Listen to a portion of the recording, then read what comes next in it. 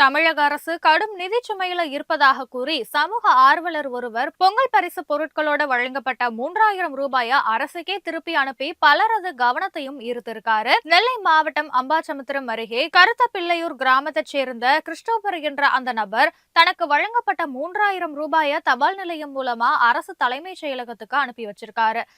தற்போது இது குறித்து கருத்து தெரிவித்த அவர், தமிழக முதல்வர் அறிவித்த 3000 ரூபாயை ரேஷன் கடையில பெற்றுக்கொண்டதாகவும், தற்போது தமிழக அரசு கடும் நிதி சுமையில இருப்பதை கருத்தில் கொண்டு அந்த பணத்தை வைத்துக் கொள்ள விரும்பலன்னு கூறினாரு.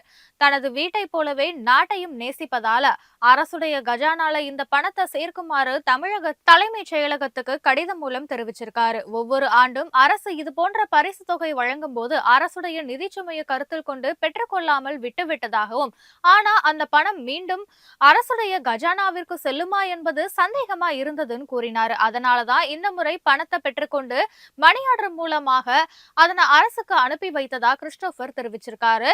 அவரது இந்த செயல் பல்வேறு தரப்புடைய கவனத்தையும் ஈர்த்திருக்கு.